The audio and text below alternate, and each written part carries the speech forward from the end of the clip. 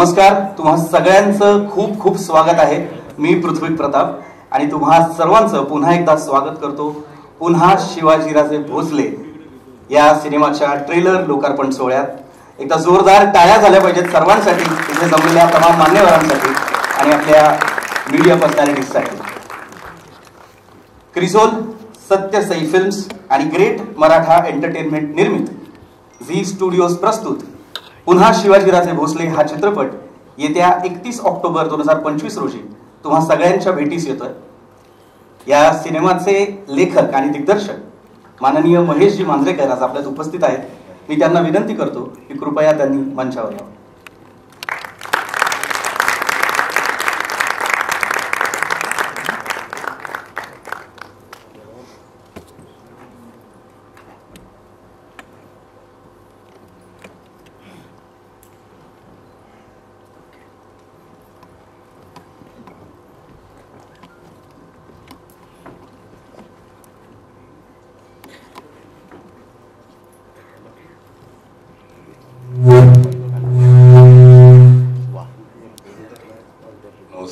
नमस्कार सर.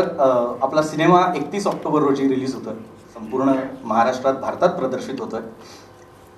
या सिनेमाच्या निमित्ताने मी तुम्हाला तुमचं मनोगत व्यक्त करण्यासाठी सांगेन की जेव्हा जेव्हा तुम्ही छत्रपती शिवाजी महाराजांविषयी बोलता, त्यांच्याविषयी तुमच्या कलेतून काहीतरी सांगण्याचा प्रयत्न करता, तेव्हा तुमच्या मनात नेमके विचार काय असतात आणि तुम्ही महाराष्ट्राला काय सांगू इच्छिता?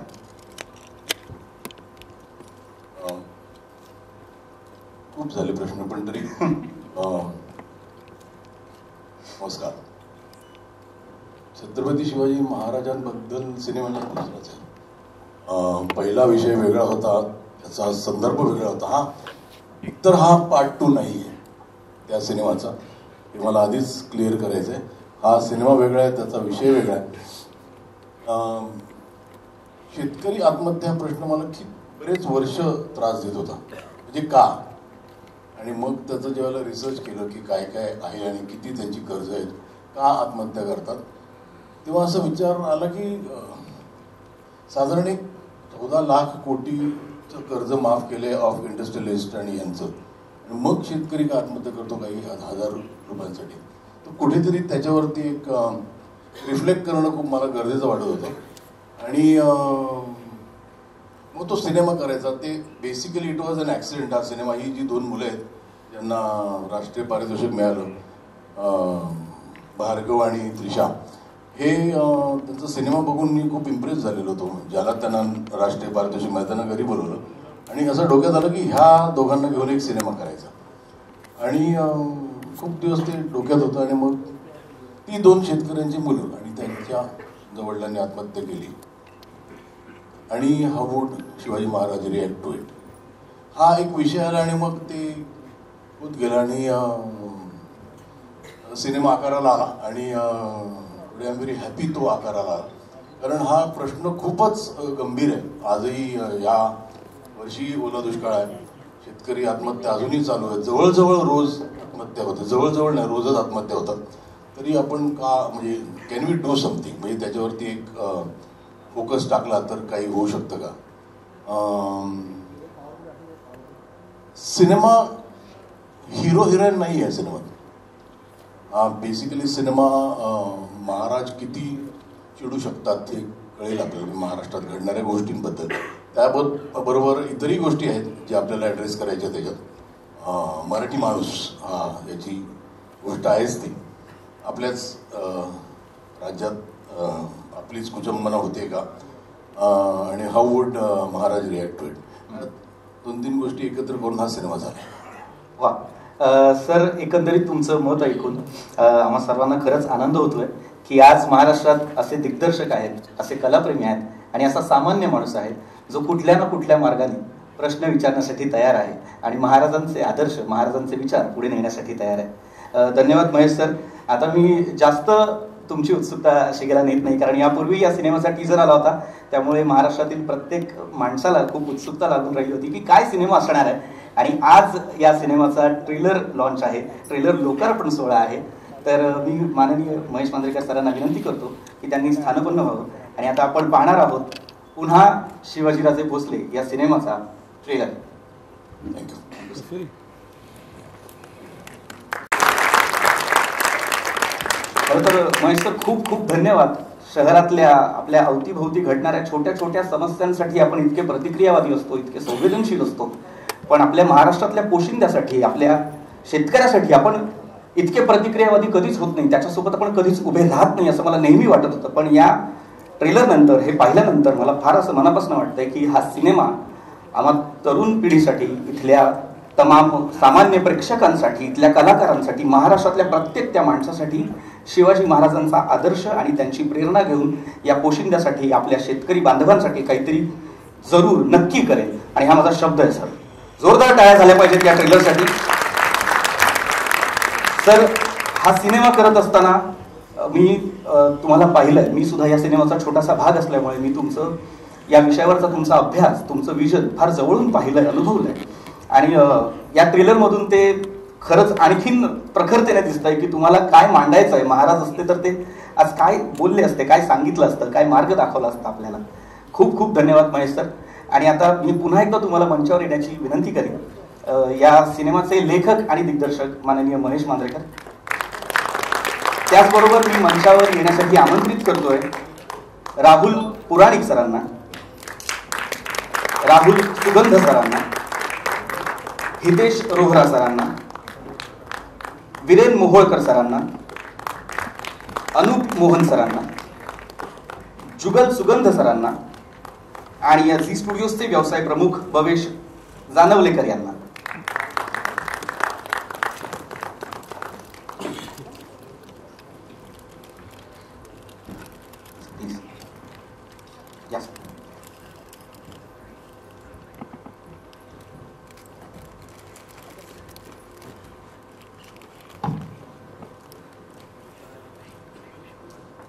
आणि यानंतर अत्यंत महत्वाची गोष्ट, आज या ट्रेलर लोकार्पण सोहळ्यासाठी एक विशेष उपस्थिती आहे. ती म्हणजे आपल्या सर्वांचे लाडके महाराष्ट्र नवनिर्माण सेना पक्षाचे प्रमुख सर्वेसर्वा माननीय श्री राजसाहेब ठाकरे. आणि मी त्यांनाही विनंती करतो कृपया त्यांनी मंचावर यावं. राजसाहेबांचं कलेविषयीचं, चित्रपटाविषयीचं प्रेम आपण पाहिलेलंच आहे. आणि या सिनेमात जसे अनेक वेगवेगळे मुद्दे आहेत, मराठी अस्मिता, महाराष्ट्र, शेतकरी, या अनेक मुद्द्यांवर राजसाहेब वेळोवेळी बोलतच असतात. Hello hello. आणि या सिनेमाच्या ट्रेलर लोकार्पण द्यायला राजसाहेबांपेक्षा जास्त उचित माणूस नाही हे सगळ्यांना इथे माहिती आहे. कुठेतरी त्यांचे जे थॉट्स आहेत महाराष्ट्राबद्दल काही, ते कुठेतरी आमच्यात थोडेसे झिरपले. त्यामुळे त्यांनी आज इथे असणं हे राईट आहे. ॲब्सोल्युटली. नक्कीच सर, नक्कीच. आणि आता यानंतर मी राहुल पुराणिक सरांना विनंती करेन की त्यांनी माननीय श्री राजसाहेब ठाकरे यांचा सन्मान करावा. कृपया सन्मान चिन्ह, शाल आणि श्रीफळ घेऊन यावे. या सन्मान चिन्हाचं स्वरूप असणार आहे अश्वरूढ छत्रपती शिवाजी महाराज आणि तुळशीचं रूप.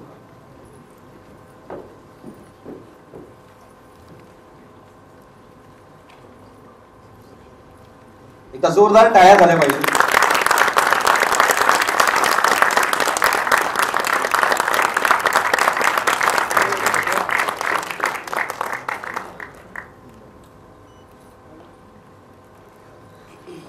मी महेश सरांना विनंती करतो की त्यांनी राजसाहेबांना शाल आणि श्रीफळ द्यावं.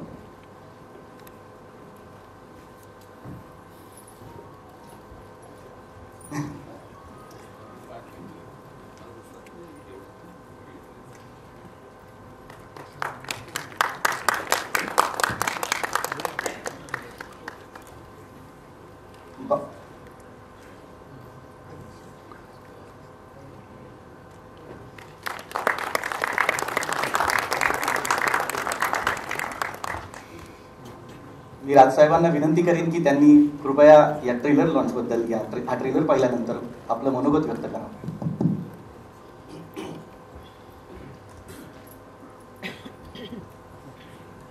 माझे मित्र महेश मांजरेकर, त्यांची संपूर्ण टीम आणि माझ्या सगळ्या मराठी बांधवांनो आणि भगिनींनो, मला आज आनंद होतोय की एक काठेवाडी माणूस मराठी शिवाजी महाराजांवरती पिक्चर करतोय.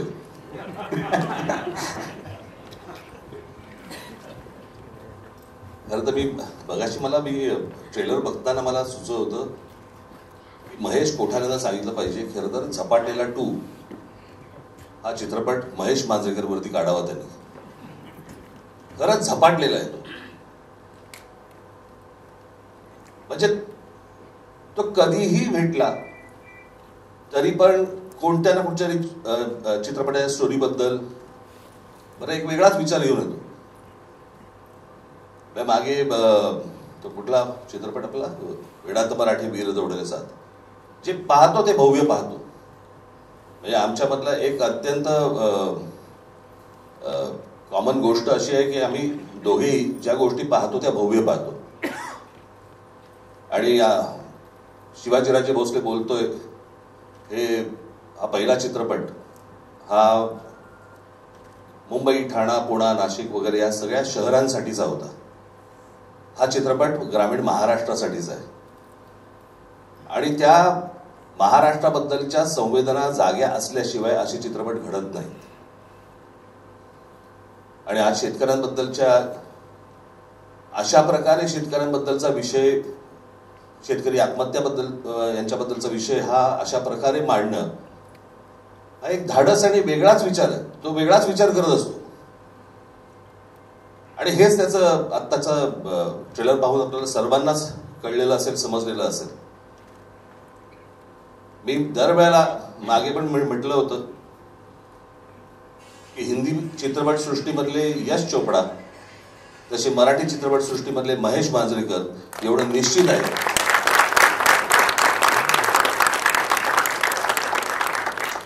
आणि याही चित्रपटाला मला असं वाटतं महाराष्ट्र प्रचंड उचलून धरेल अशी मला पूर्णपणे खात्री आहे.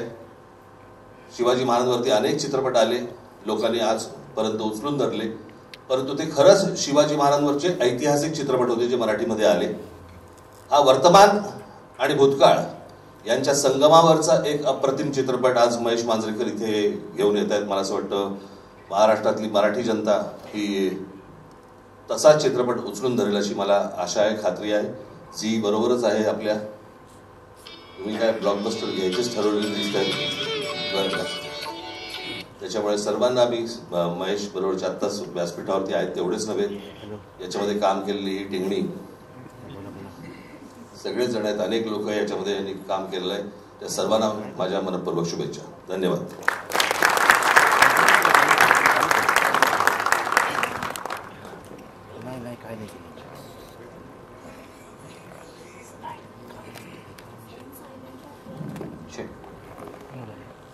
धन्यवाद. धन्यवाद.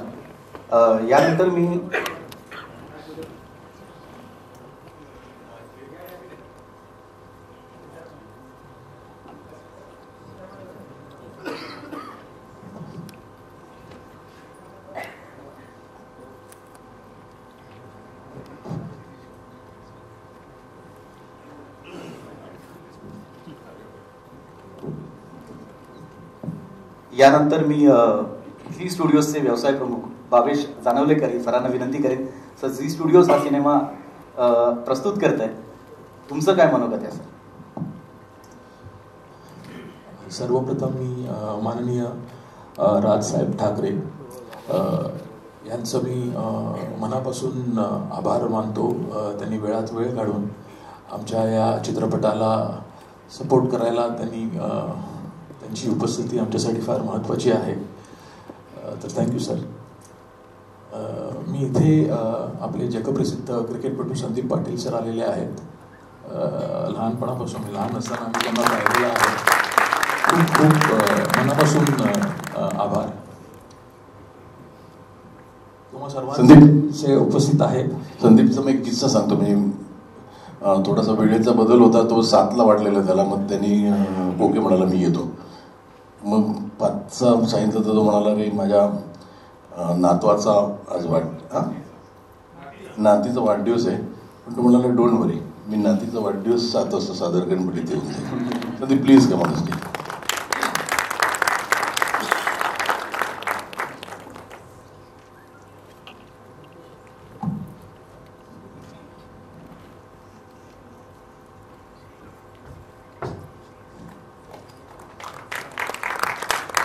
महेश सरांबरोबर आमचा झी स्टुडिओचा हा 5वा चित्रपट आहे आणि एका महत्त्वाच्या विषयावर आहे.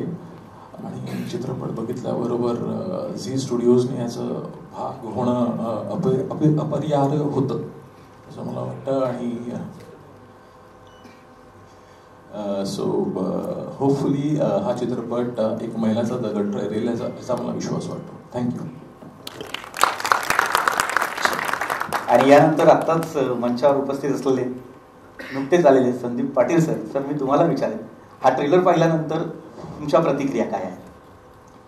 नमस्कार मंडळी, व्यासपीठावरील सर्व मान्यवर, माझा मित्र महेश माझ्या समोर छोटा होता बालवनमध्ये, आज खूप मोठा झाला. अभिमान आहे राजचा. महेश, तुझा पण उत्कृष्ट हा प्रयत्न राहिलेला आहे आणि जसं राज पण बोलला की निश्चितच सर्वांना हा आवडेल. एक मला सांगावंसं वाटतं की आडनावमध्ये जे कर आहे ना, हे काहीतरी वैशिष्ट्य असतं. तुम्ही मांजरेकर, विजय मांजरेकर म्हणा, वाडेकर म्हणा, सोलकर म्हणा, गावस्कर म्हणा, वेंगसरकर म्हणा, इकडे भालजी पेंढारकर म्हणा, मंगेशकर, पाटेकर, तेंडुलकर सगळे आणि मांजरेकर, हे कर मध्ये काय आहे मला कळत नाही. काहीतरी कर, सारखं काहीतरी करत राहा आणि आम्हाला आनंद देत राहा असंच मी म्हणेन. सर्व जे कलाकार आहेत त्यांचं सुद्धा मी अभिनंदन करतो. फार उत्कृष्ट काम झालेलं आहे. छोटी पण खूपच गोड दिसलेली आहे. सो मला खात्री आहे की हा उत्कृष्ट चित्रपट खूप खूप गाजेल. थँक्यू. धन्यवाद. धन्यवाद संदीप सर. यानंतर मी सर्व निर्मात्यांना विनंती करतो की त्यांनी कृपया स्थानपन्न व्हावं. महेश सर आणि राजसाहेब, तुम्ही कृपया मंचावर थांबावं 2 मिनिटांसाठी. आणि मी आपल्या सिनेमातील सर्व कलाकारांना आणि तंत्रज्ञांना मंचावर येण्याची विनंती करतो.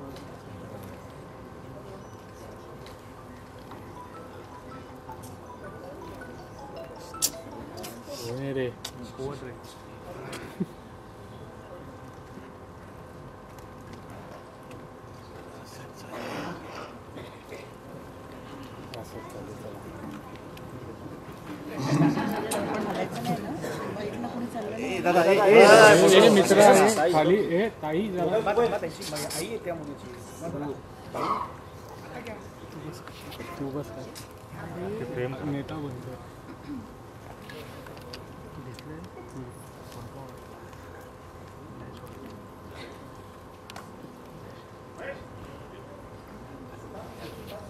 धन्यवाद साहेब, धन्यवाद. यानंतर मंचावर उपस्थित कलाकारांपैकी मी सिद्धार्थ बोडके यांना विचारू इच्छितो. आज त्यांना छत्रपती शिवाजी महाराज यांची भूमिका करण्याची संधी मिळालेली आहे. या निमित्तानं काय वाटतंय, काय प्रतिक्रिया येते मला? नमस्कार. सगळ्यात महत्त्वाची गोष्ट की छत्रपती शिवाजी महाराजांची भूमिका कुठल्याही नटाला मिळते तर ती म्हणजे खूप मोठी रिस्पॉन्सिबिलिटी असते. आणि महेश सरांबरोबर मला कोणाला सगळ्यांनाच त्यांच्याबरोबर काम करायचं असतं आणि मला ती संधी त्यांनी दिली दिली आणि हा विश्वास माझ्यावर ठेवला, त्याच्यामुळे मी सर आय लव्ह यू आणि थँक्यू सो मच. खूप मोठी जबाबदारी होती आणि खूप वेगळा रोल होता, कारण सगळ्यात महत्त्वाची गोष्ट की आजची आपल्या महाराष्ट्राची, आपल्या शेतकऱ्यांची जी परिस्थिती आहे, तर ही आकडे हे आपण रोजच्या जीवनात ऐकत असतो, पण परफॉर्म करताना मला असं झालं, मी त्यात ती सीन करताना खूप अस्वस्थ वाटायचं आणि असं वाटतं की महाराज जर खरंच असते आणि आजची परिस्थिती जर त्यांनी पाहिली असती तर त्यांना किती राग आला असता. आणि तीच त्यांनी त्या वेळेला जर आज जर ते असते आणि जी भूमिका त्यांनी मांडली असती ती सरांनी याच्यात मांडण्याचा प्रयत्न केला. सो माझ्यासाठी तर खूप मोठी गोष्ट होती आणि मला फारच मजा आली. वा वा, धन्यवाद धन्यवाद सिद्धार्थ. आणि यानंतर इथे जमलेल्या मीडिया पर्सनॅलिटीजला मी सांगू इच्छितो की तुम्ही तुमचे प्रश्न सुद्धा विचारू शकता. धन्यवाद. काय देऊ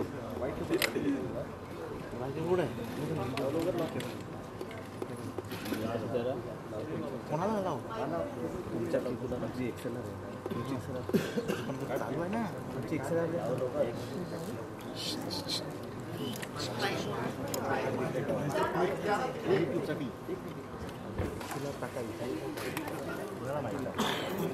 प्रश्न आहे महेश सर, नेहमी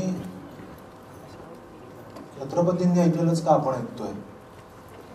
ते त्यांनी सगळं करून ठेवलंय, इतिहासात त्यांनी सगळे उदाहरणं आहेत, त्यांनी काय काय केलंय, का केलंय, पुन्हाच महाराजांना काय यावं लागतंय महाराष्ट्रात? आता इतके आपल्याकडे थोर नेते, पण तरी काय आहे की मला कायम असं वाटतं की महाराष्ट्रातली लोक ही फार अकॉमोडेटिंग आहेत. म्हणजे कुणी यावं, महाराष्ट्राचं हृदय मोठं आहे, पण त्या हृदय मोठं पण ते किती सहन करावं याचं पण एक लिमिट असायला हवी. आज कुठल्याही गोष्टी घ्या, आज सिनेमा घ्या, व्यवसाय घ्या, सगळे इथे येतात. महाराष्ट्रातली लोक त्यांना दरवाजा उघडे देतात, उघडे करून, आणि नंतर त्या महाराष्ट्रात एक उंट आणि अरबाची गोष्ट आहे ना, तसं होतं. कुठेतरी तो प्राईड आहे, पण एक सहनशील आहे मराठी माणूस, पण इतकं असायला हवं का? आज त्यांनी पण आपला फूट डाऊन ठेवून सांगायला पाहिजे की हे माझं राष्ट्र आहे, मला हवं, द्या ना मला. त्यामुळे आणि महाराजांचं ऐकतात ते काय, म्हणजे ते दैवत जे आहे ना महाराष्ट्राचं, ते इतकं मोठं दैवत आहे की त्यांनी बोललेलं सगळंच ऐकतात. मग मला आता त्यासाठी 2 पिक्चरमध्ये आधी, पण आता ह्या पिक्चरमध्ये मी तेच घेतले की ह्याच्यात तर महाराजच बोलत आहेत.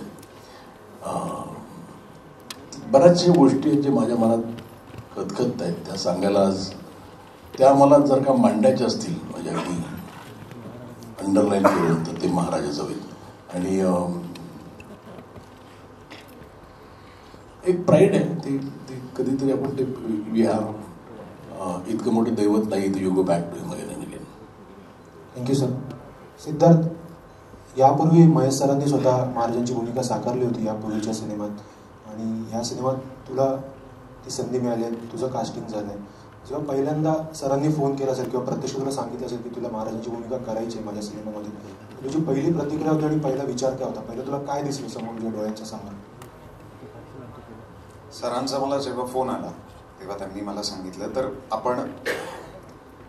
मी सरांना याच्या आधी कधीच भेटलो नव्हतो. सो सरांचा फोन येणं माझ्यासाठी खूप अनएक्सपेक्टेड होतं.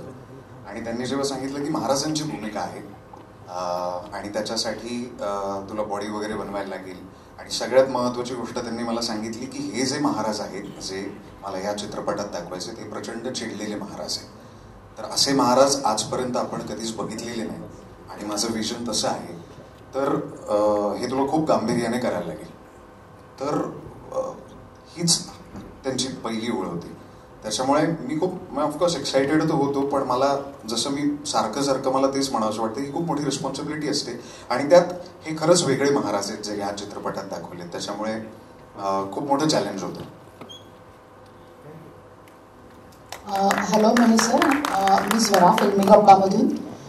सर, एक वाक्य आता या पिक्चरमध्ये, आता ट्रेलरमध्ये मी ऐकलं की दिल्लीचेही तप्त रागतो महाराष्ट्र माझा. पण आता महाराष्ट्रामध्ये दिल्लीचे पेक्षा महाराष्ट्रासाठी मराठी अस्तित्वाचं, मराठी माणसांचं अस्तित्व दाखवण्यासाठी देखील आपल्याला महाराजांचं उदाहरण द्यावं लागतं, तरी देखील आपलं अस्तित्व तिथे दिसत नाहीये. तर त्यावर काय? नाही, ते दिल्लीचंही तख्त राखतो महाराष्ट्र माझा हे महाराष्ट्र गीत जे आपलं आहे त्यातली एक ओळ आहे ती. आणि अजूनही राखतो की दिल्लीचे तख्त, म्हणजे या देशाचं तख्त राखतो महाराष्ट्र. आज दिल्लीत सगळ्यात जास्त टॅक्स जातो तो महाराष्ट्रामधला जातो. आज देश चालवायला सगळ्यात मोठा हातभार महाराष्ट्राचा आहे. त्यामुळे दिल्लीचं तख्त राखतो कारण ती राजधानी आहे म्हणून. पण महाराष्ट्राचा खरं हार्ट काय असेल तर ते महाराष्ट्राचं आहे, देशाचं हार्ट काय असेल तर. आणि माझं काय म्हणणं आहे की हे जेव्हा हा देश स्वतंत्र झाला त्यावेळेला खूप राज्यांची नावं झाली, पण या अख्ख्या देशात फक्त एकच राज्य आहे ज्याचं नाव महाराष्ट्र आहे. ते कुठेतरी नियतीच्या मनात होतं. ते फक्त महाराष्ट्रच कायम राहावं याची जबाबदारी आमच्या सगळ्यांची आता. सर, पण तुम्ही म्हणालात आता की जरी दिल्लीचे फक्त महाराष्ट्र राज्य राखतो तरी देखील मराठी भाषेसाठी, मराठी अस्मितेसाठी आपल्याला झगडा करावाच लागतोय. नाही, मला नाही वाटत तसं. माझं फक्त छोट्या छोट्या गोष्टी, म्हणजे आता मी माझं शिक्षण जरी इंग्रजी माध्यमात झालं असेल तरी मी मराठीच बोलतो सगळीकडे. म्हणजे खूप मी ज्यावेळेला हिंदी करायचो तेव्हा बऱ्याच तिकडच्या नटांचा, म्हणजे अगदी अमिताभ बच्चनचं पण असायचं, अरे इतर हम लोग भी है, तुम्ही सगळे मराठीत बोलता, असं त्यांचं असायचं. पण त्यामुळे मला आहे ते, म्हणजे थोडंसं ते काय आहे, त्याला काय करायचं. म्हणजे मी कुठेतरी आपल्या मनात जे थॉट्स असतात ना, जे आपल्याला सांगायचे असतात, ते आपण त्या माध्यमातून कोणाच्या तरी तोंडून दाखवतो. कुठेतरी ते डिरेक्टरचे, रायटरचे थॉट्स असतात जे सिनेमात येतात. आणि मी म्हणजे शेवटचं जी माझी ती लाईन मी लिहिली आहे ती, श्वास माझा ध्यास माझा नसा नसात महाराष्ट्र माझा, तर तसा आहे मी आणि मी राहणार तसा. आणि मी if I can influence people to be a little more proud of Maharashtra, तर मला वाटतं मला खूप काही मिळवलं आहे मी. नमस्कार, माझा प्रश्न सिद्धार्थसाठी आहे. तर सिद्धार्थ, जेव्हा तुम्हाला कळलं की चक्क तुम्हाला महाराजांची भूमिका साकारायची आहे, त्यासाठीचा तुमचा अभ्यास किंवा तो प्रोसेस थोडक्यात तुम्ही कसं सांगाल? दोन गोष्टींसाठी तयारी करायला लागली की मला म्हणजे फिजिकल ट्रान्सफॉर्मेशन त्याच्यासाठी करायला लागलं, त्याच्यासाठी एक वेगळी मेहनत घेतली. आणि मेंटली, आणि हां, तोच सेकंड आणि जास्त महत्त्वाचा पार्ट.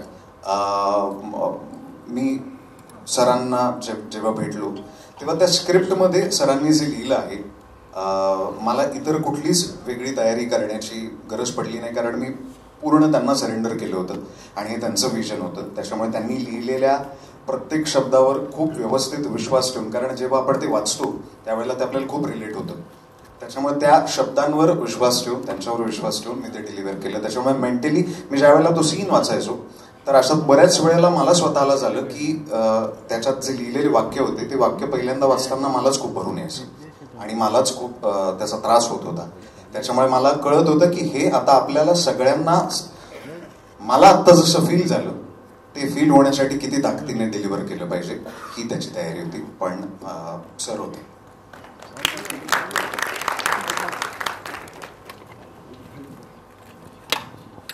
सर, माझा प्रश्न महेश सरांना असणार आहे.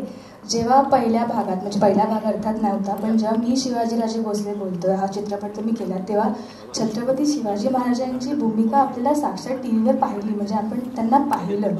आणि इथे पण हाच फॉर्मॅट आहे, पण थोडासा ट्विस्टेड आहे तो फॉर्मॅट. आणि मग ती कल्पना तुमच्या डोक्यात कुठून आली किंवा तो थॉट कसा होता या पिक्चरचा? हा म्हणजे हा पिक्चर असा काही करता आलं की पार्ट 2 करायचा आहे. जसं मी मगाशी सांगितलं ना, ह्या मुलांसाठी लिहिलेला पिक्चर. म्हणजे मी थोडासा सेल्फिश झालो की हा मुलांचा पुढचा पिक्चर माझा हवा आहे, कारण ह्याची कामं बघून मी खूप इम्प्रेस झालो होतो. तर येत गेला तो सिनेमा, म्हणजे ज्या वेळेला. आणि पहिला पार्ट हा वेगळा होता, त्याच्यात काही खूपच इम्पॉर्टंट इश्यूज मी हाताळलेले. पण हा एक वेगळा विषय हाताळला आहे मी, कारण हा इश्यू हा मला खूप वर्षापासून त्रास देत होता की इट इज पथेटिक. म्हणजे जवळजवळ 1,20,000पेक्षा जास्त शेतकऱ्यांनी आत्महत्या केली आतापर्यंत. म्हणजे इमॅजिन करा की शिवाजी पार्क भरून जाईल एवढी लोकांनी आत्महत्या केली. आणि विच इज शॉकिंग. बरं, आणि काही काही गोष्टी त्यातल्या ऐकल्या ना तर अगदी फालतू कारणासाठी, अगदी मुलाला युनिफॉर्म नाही आणला म्हणून, आणू शकला नाही म्हणून आत्महत्या. ही पहिली आत्महत्या, त्याच्यात तर एका शेतकऱ्याने आपल्या 3 मुलांचं त्यांनाच बजीत विष ठेवून ठेवली आत्महत्या. तर ते इतकं काय आहे की आपल्याला तर ते थोडासा त्रास द्यायला, त्यामुळे हा विषय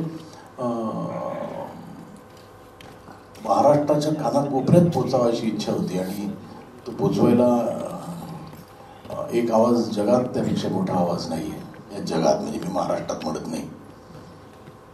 इतकी पॉवर कुठली एका व्यक्तीमध्ये असेल ना तर ती फक्त शिवाजी महाराजांमध्ये. नाही, पण माझा प्रश्न असा आहे की महाराज आपल्याला इथे दुसऱ्या फॉर्ममध्ये दिसतात. तुम्ही म्हणालात की यावेळेस जे महाराज आहेत ते खूप रागीट आहेत, तर त्यामागची कल्पना आणि थॉट कसा होता? नाही, मी तोच विचार केला की आजच्या परिस्थितीत म्हणजे महाराजांचं त्यांच्या राज्यावर किंवा महाराष्ट्रावर जे प्रेम होतं तर ते महाराज जर आजच्या काळात आले तर ते किती चिडतील, हा एक थॉट आला. आणि ती जी परिस्थिती बघून ती चीड आहे ती मला लिखाणात आली.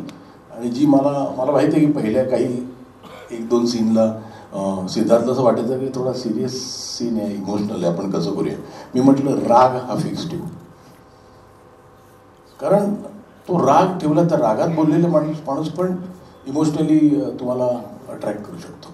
त्यामुळे ह्या परिस्थितीकडे बघून जी महाराजांची रिॲक्शन आहे ती या सिनेमात आहे. धन्यवाद सर. हॅलो, नमस्कार सर, मी नितीन मोरे, नेक्सअप मराठीमधून. मला तुम्हाला प्रश्न विचारायला आवडेल की काही महिन्याआधी तुमचा एक व्हिडिओ खरंच खूप चांगल्या पद्धतीने व्हायरल होत होता, जो आज सुद्धा तेवढाच गाजतोय. तुम्ही म्हणताय की पुढच्या काही महिन्यांमध्ये मला मराठी चित्रपटाची ताकद दाखवायची आहे, तर हाच आपला चित्रपट असणार आहे की याच्या पुढे सुद्धा काही असणार? नाही, मी आता ठरवलं की सगळे पिक्चर मी मराठीत करून नंतर हिंदीत करून डब करणार. कारण आपण फक्त तो जो कॉन्फिडन्स आहे साऊथच्या लोकांमध्ये तो आपल्यात का नाही. आपल्याकडे चांगले मेकर आहेत, आपल्याकडे चांगले सब्जेक्ट्स आहेत, कुठेतरी आपण पाठी राहतोय का. म्हणजे जसं मी एक्झाम्पल देतो कन्नड सिनेमाचा. कन्नड सिनेमा हा आपल्यासारखाच होता, त्यांची कर्नाटकमध्ये परिस्थिती मराठीसारखीच होती आणि तिकडे तमिळची आणि तेलुगूची दादागिरी चालायची. पण तिकडे कुठल्या तरी एका सद्गृहस्थाला असा विचार आला की आपण एक पिक्चर करूया खर्च करून. तेव्हा त्यांनी KGF बनवला, मग कुठेतरी कंटारा बनवला.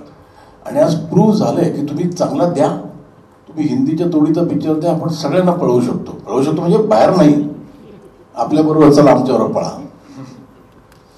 आपल्याला कुठल्याही सिनेमाचं स्वागत येते, पण मराठी सिनेमा मागे पडता कामा नये. आणला इथे मराठी माणसाने मराठी सिनेमा रे या देशात, आणि आपण का मागे. आपले म्हणजे शांताराम घ्या, भाजी पेंढारकर घ्या, परांजपे घ्या, मोठे मोठे डिरेक्टर झाले आणि आता आपण का म्हणजे बरं टॅलेंट नाही आहे का? खूप टॅलेंट आहे. बरं व्यवस्थित मार्केट केलं तर पिक्चर चालत नाही का? चालतो की. तर आपण थोडं म्हणजे आज कंटाराने तशी चपराक मारली ना, 10 दिवसात जवळजवळ 450 कोटी रुपये धंदा केले त्यांनी. कुठेतरी हा कन्नडा सिनेमा, पण मी त्या दिवसाची वाट बघतो जेव्हा एक मराठी सिनेमा 450 कोटी करेल आणि करेल. म्हणजे कोणतरी आणि हा माझं नशीब चांगलं आहे की मला खूप चांगले प्रोड्युसर मिळाले ज्यांनी हा विचार केला नाही की अरे मराठी सिनेमा रिकव्हरी कशी करायची, काय कशी करायची. मी त्यांना जेव्हा सांगितलं की हा पिक्चर असा करायचा, बजेट मोठा आहे, ते डिडंट बॉदर की हा आपण रिकव्हर कसा करूया. त्यांचं पण काय म्हणतात त्याला पॅशन माझ्या इतकंच होतं की आपण एक सिनेमा चांगला करूया, त्याला जी गरज आहे तेवढं बजेट देऊया. आणि मला वाटतं की असे निर्माते आले ना तर फार दिवस नाही, म्हणजे मला दाखवायची ताकद म्हणजे दाखवायची ताकद. प्रथम या 2 बालकलाकारांचं अभिनंदन, नॅशनल अवॉर्ड मिळाले. त्रिशा, कॉंग्रॅच्युलेशन. थँक्यू. महेश मांजरेकरांबरोबर काम करताना दोघांना कसं वाटलं? आणि मांजरेकर सरांनाही एक प्रश्न आहे की सर, ह्या 2 कलाकारांसमोर आपल्याला माहीत असलेले महाराज हे तुम्ही कसे त्यांच्या समोर आणले की जेणेकरून त्यांच्याकडून तशी ऍक्टिंग वगैरे बाहेर करता येईल तुमच्यासोबत किंवा तुमच्या पिक्चरसाठी? नाही, मला ना एकतर ही मुलं खूप ग्रेट ॲक्टर आहेत.